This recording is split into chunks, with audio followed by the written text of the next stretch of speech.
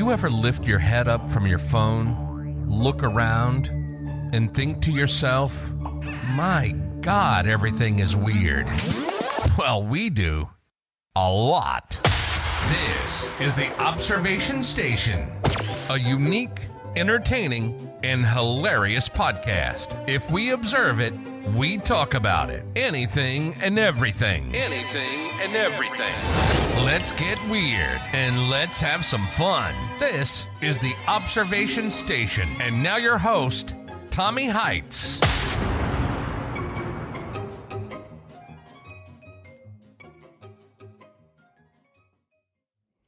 Hey, what's going on, everybody? Glad to have you joined and tuned in to another episode here at the Observation Station. So today we're going to be talking a little bit about the psychology of procrastination. A lot of people get into it. They try to say that they're not procrastinators, or some people wear it on their chest proudly and say, look, I don't like getting shit done. Fine.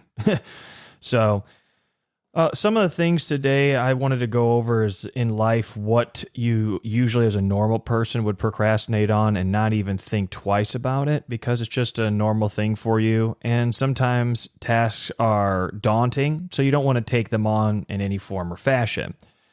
So the biggest thing to understand is procrastination is not laziness. The difference is that laziness is where you do nothing at all, and you're just fine with it. That's just being a lazy person. Procrastination is averting to doing what you know you need to do by just trying to do something else and have your mind taken off of the task at hand that needs to get done as soon as possible. So a lot of things happen in that category of procrastination when it comes to getting a proper diet, working out, just bettering your life in general, because a lot of people have it where they're like, you know what, I can do this tomorrow, next week, next year, then it turns out to never, but the procrastination just still keeps on going on and on and on. Well, if you want to keep putting things off, it doesn't mean that the thing isn't existing anymore. You're just not doing what is at hand and needs to get done. A lot of times it's, your fear of failure. And the fear of failure is big on anything. It doesn't have to be just something that is unique to one person. They might have it where they say, okay, well, if I want to fix my diet or work out, then, well, I won't be able to do that because I can't stick with the gym and I don't know if I can stick with a proper diet. Well, now let's start off right here. If you don't have a proper diet and you don't work out and you keep putting that off, well, then your body will then in return tell you by becoming sick or hurt easily if you're bruised. It could be a plethora of things. But that's what happened because of you procrastinating, not doing what you need to do. It's very simple. It's a cause and effect. A plus B equals C. It's not that hard. It's the willpower of people to finish these things and get finished with what was needed to get done from the start. So many people have fatigue of saying, oh, well, I don't know where to start at. Should I start over here on step 1, or should I go over to the project number 2 or project number 3 and start on step 1 there? So where do I begin? That's just too much. There needs to be a plan set in place. And if you have it where you're just scattershotting everything, it's not going to be a proper way of doing things because there's no tracking and measurable way of saying I finished this and on to the next one. Fear of failure is a big one. No one wants to be publicly humiliated by failing, doing something wrong, and being shamed by a large group of either peers or the public in general. If you have it where a lot of times the feeling of inferiority is in your head, and it's like, well, I don't want to do that because last time I did that, I got made fun of. Well, screw that, man. You got to figure out what is it that I'm doing to have these kinds of reactions from other people. You might not even be hanging around with the right people, or the venues that you're going to and frequenting might not have the right patrons to be in an encouraging environment. So the paralysis by analysis happens by so many people. It's not just some person that's saying, oh, I can't figure it out. What do I need to do? It happens all the time, especially when you're trying to plan a vacation. Like, I don't know what tour site we're supposed to see. The restaurants over here, a heritage site over there. TripAdvisor says to do all this stuff. And then it becomes like, oh, I don't know. We're only there for a week and a half. We can't fit everything in here. You don't have much to really procrastinate when it comes to traveling. You know, you have to book the ticket, get the things done, because that's an expensive thing to be procrastinating on. The longer you wait on getting that ticket, most likely it's going to get more expensive the closer it is to your depart date. So, I mean, look, if it comes to working out, it's not rocket science. Get on YouTube, figure out simple workouts. If you can't figure out simple workouts to do, then I don't know what the hell's wrong with you, to be honest with you, because that all takes an internet connection and the will to actually get something done in your life. If everything is just going to get put off until tomorrow, you might as well just give up today, because nothing's going to get done. All it is just a bunch of things that were supposed to be done a long time before that are just piling up on your to-do list. And it's just like, oh, well, what do we have today? No, not what do we have today. What the hell did we have, 2 weeks, a month, or 3 months ago that we needed to get done? It's not that hard. What I figured out is to start having a plan of what needs to get done, especially when it comes to working out. That can be neglected terribly. I've been a person to say, look, if you're going to work out, make a commitment with how many times you're going to be able to go to the gym. If it's 2 times, if it's 3 times or more, or whatever it is, as long as you keep hitting it, then it's fine. The whole thing of working out is to supplement it with having a plan of diet, as I was mentioning before. Because you could be hitting the bench, doing what you need to do, cardio, XYZ, the whole shebang. But if you're eating garbage, just a bunch of Cheetos and candy, just nonsense, processed foods, quadruple burgers from McDonald's every day. Well, shit, that's not going to be helping out your working out. You're just going to be working out there, putting yourself through pain, and you're not going to have much gain. It's kind of counterintuitive.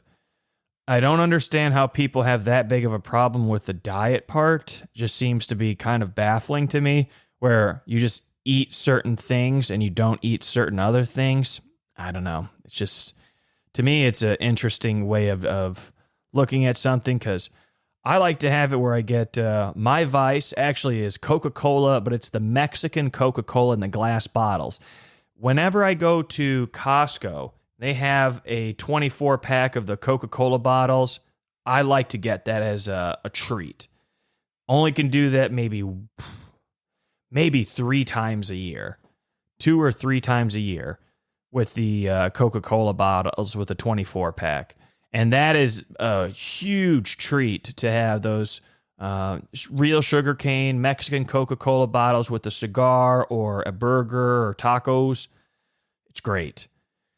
But it's not something that I do every single day. I mean, you can't be doing stuff that's going to be detrimental to your daily habits if you keep putting other things off. So say that you have a project at work.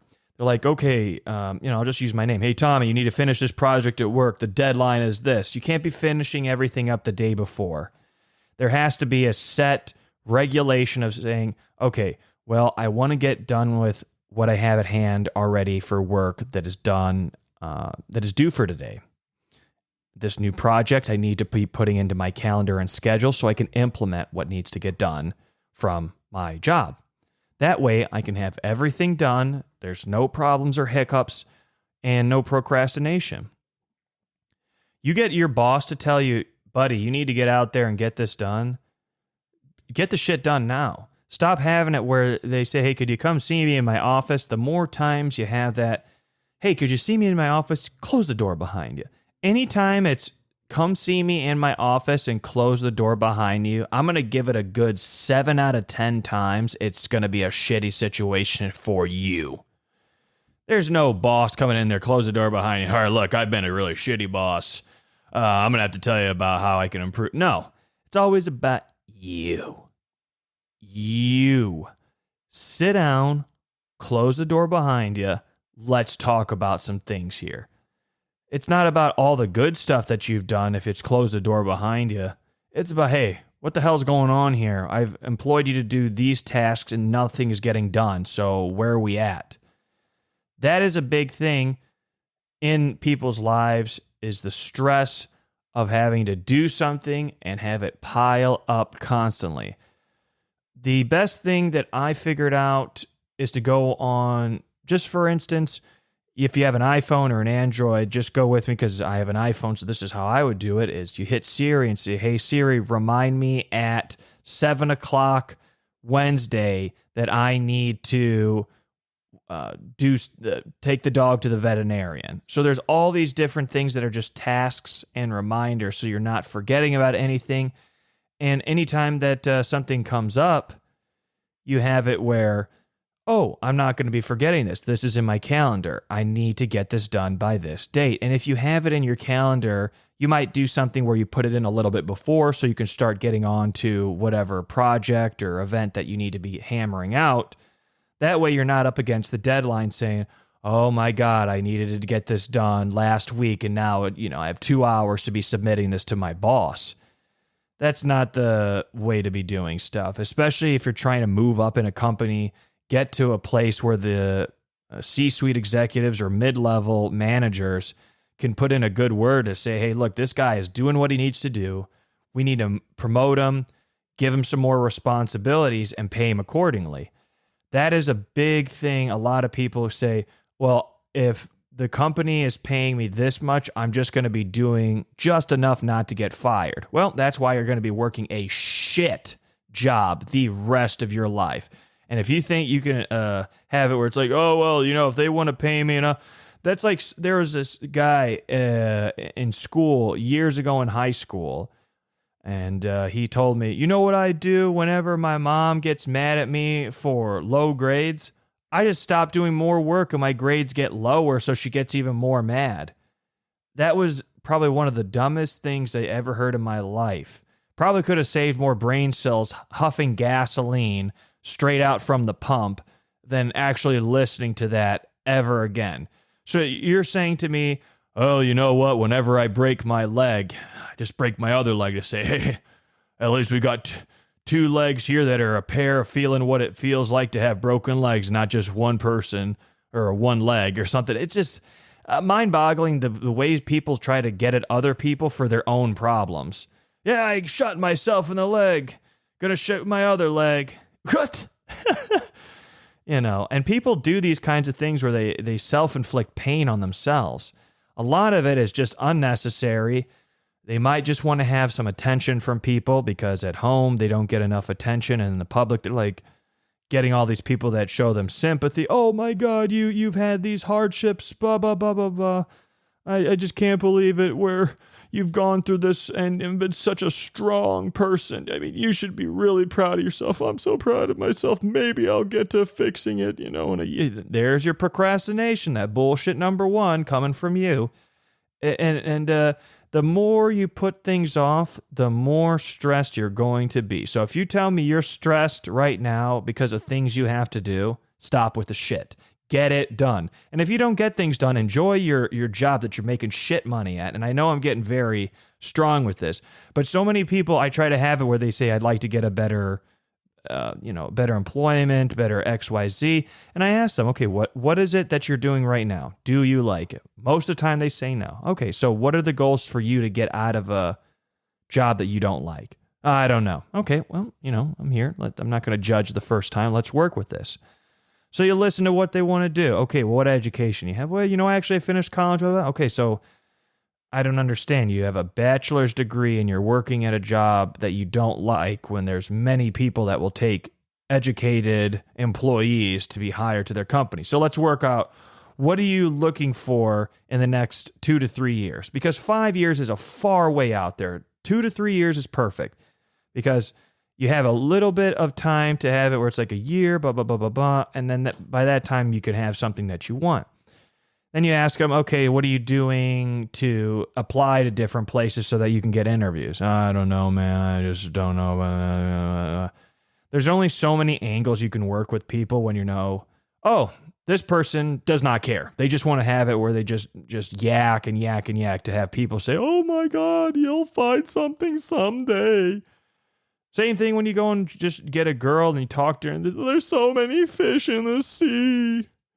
It doesn't feel so good when you get like dumped by a girl or rejected, when a girl's like, oh my God, you're such a handsome guy. I don't know how any of it. Well, do you want to go out with me? No. Okay, then what are we doing here? And, that's another thing to procrastinate about. I hate to go out and talk to people about relationship stuff because, when I go out here, I just try to have it where they're like, well, you need to find a girl that's going to be you need to find someone that's going to be like you need to, okay, look, I'm going out there, I'm talking to, in South Florida, it's an interesting thing. If you're not making like $500,000, you're not worth anything. I know that sounds like, oh my God, you're just, come down to Miami, play the same game. Even if you're making $500,000, you need to be making $1 million. And if you're making $1 million, you need to be making $2 million. There's girls out here that I've heard on certain podcasts that go, I don't want to have it where I'm dating a guy that's making like $80,000. That's not going to really support the lifestyle that I'm looking for. 80 grand a year, and that's not supporting the life. What kind of lifestyle are you talking about is what I was thinking. Then it moves for more in the podcast. She goes, I don't want a guy that goes and tells me, babe, do you want to go out to eat for your birthday, or do you want like a purse? So, tell me what you'd like. Why would I have to make a choice between two different things? Just give me both. This is the kind of shit we're dealing with down here. It's like a fairy tale land. This is why I like to go out of the country. Even if you're dealing with higher end women, they're not like here in Miami where it's like some 6 out of 10 or 5 out of 10 that's come from Kansas and wants to come down here thinking that they're a 10. It's like, sweetheart, you are in Miami. Quiet down. First off, the baggers at the grocery stores are cuter than you, and you have nothing on any of the women out here. So calm your shit. So many people come over here thinking that since they're the hottest back in their hometown, back in Oregon, that they can come down to South Florida and tear it up. I don't think so.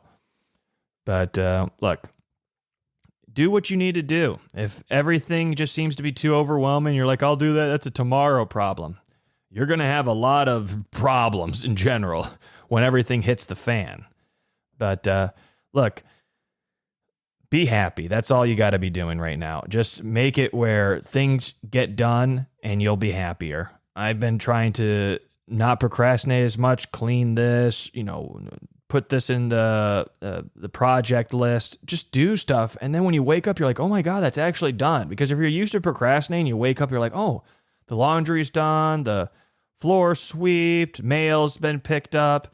You're just like, wow, well, geez, what other stuff should I be doing with my day? That's a big thing. Just put things into perspective of saying the more I get done that's not put off, the better that you're going to feel, less anxiety, and more things that you can do that are put onto your table or plate in the present day. More things to do that are better instead of your 3 week ago problem. So with that being said, guys, look, enjoy your Friday. Have a phenomenal weekend. Don't procrastinate anymore as much as you can. Get this weekend to reflect on what you're doing now that you could be doing better tomorrow, and not the next day, tomorrow, or today, whatever it is. You got a couple days, today or tomorrow, figure it out.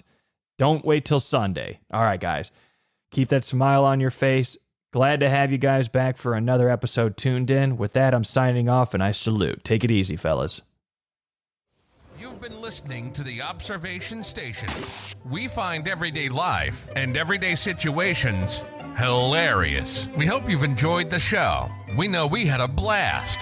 Make sure to like, rate, and review. And be sure to tell a friend about the show. That would help too. See you next time on the Observation Station.